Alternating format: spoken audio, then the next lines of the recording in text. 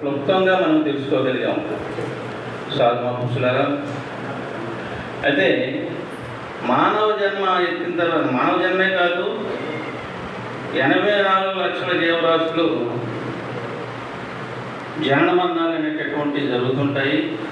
కొన్నింటికి స్వల్పకాలమే ఉంటుంది, కొన్నింటికి దీర్ఘకాలము అనేటటువంటిది ఆయుస్సు ఇవ్వడం జరిగింది పరమాత్మ. అయితే ఇచ్చేటటువంటి ఈ కాలాన్ని దేనికి అనుగుణంగా అవి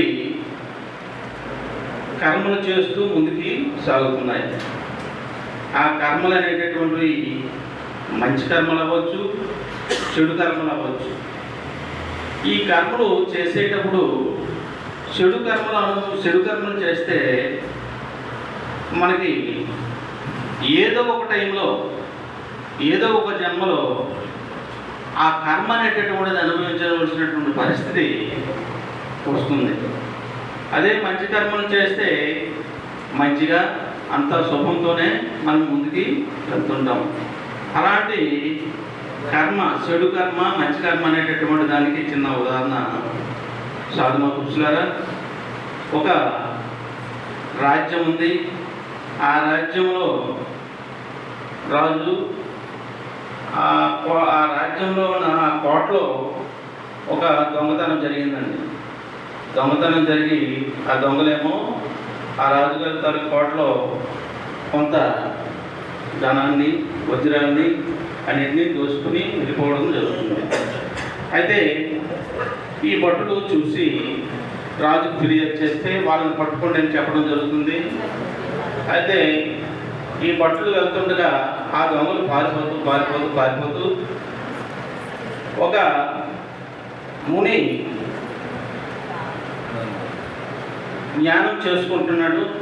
ఆ జ్ఞానం చేసుకుంటుండగా ఒక కుటీరంలో, ఆ కుటీరం దగ్గరికి వెళ్ళేసరికి వీళ్ళకి ఆలోచన వచ్చింది, ఈ కుటీరంలోకి వెళ్ళిపోదాం, ఈ దొంగ వీళ్ళు భటులు ధర్మకు వస్తున్నారు, మనం చంపేస్తారనేటటువంటి ఉద్దేశంతో ఆ కుటీరంలోకి వెళ్ళి ఆ యోగి తాలూకా ఆశ్రమంలో ఆ వస్తువులు అనేటటువంటి విడిచిపెట్టడం జరిగింది.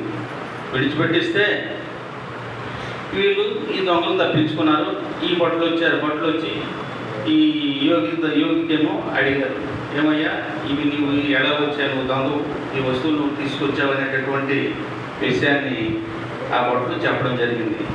చెప్పి రాజుగారి దగ్గరికి తీసుకెళ్ళిపోతే రాజుగారు ఏం చేశారంటే చోళం వేయండి అతనికి అని చెప్పాడు. చోళం వేస్తే ఆయన కూర్చుని అలా రక్తస్రావం జరుగుతుంటే అప్పుడు మహాత్ముడు యోగి కదా, మహాత్మ నేను చేసిన తప్పేమిటి, నాకు ఇంటికి లాంటి శిక్ష విధించావు, నేను అంతా మంచిగా చేసుకుని వచ్చాను కదా అనేసి పరమాత్ముని ప్రార్థిస్తే పరమాత్మ ఏమో, నాయన నువ్వు ఇప్పుడు చేసినటువంటి కర్మలన్నీ మంచిగా చేశావు, కానీ నువ్వు కిందటి జన్మలో సూర్యగలు ఎత్తుకుంటే కదా ఈగలు, ఆ సూర్యగా వస్తుంటే ఆ సూర్యగను పట్టుకొని నువ్వు దాని గర్భంలో ఒక ముడితో గుచ్చి విడిచిపెట్టావు, కాబట్టి అది వెళ్తూ చనిపోవడం జరిగింది. కాబట్టి ఆ కర్మ అనేటటువంటిది ఈరోజు నీకు రావడం జరిగింది. ఇది ఎవరు చేసినటువంటిది, నువ్వు చేసిన కర్మే నీకు ఈ రూపంలో వచ్చింది, దీన్ని నువ్వు అనుభవించక తప్పదు అనేటటువంటి విషయాన్ని పరమాత్మ చెప్పడం జరిగింది. సాధుమా పురుషులారా రండి, ఇటువంటివన్నీ ఉదాహరణగా తీసుకొని మనము అనునిత్యము ధర్మబద్ధంగా, ప్రేమపూర్వకంగా సత్య మార్గంలోనే ప్రయాణం చేసి సత్యాన్ని గ్రహించి సత్యాన్నే మనం నమ్ముకొని ముందుకు వెళ్దాం. సాధుమా పురుషులారా ప్రేమతో చెప్పండి.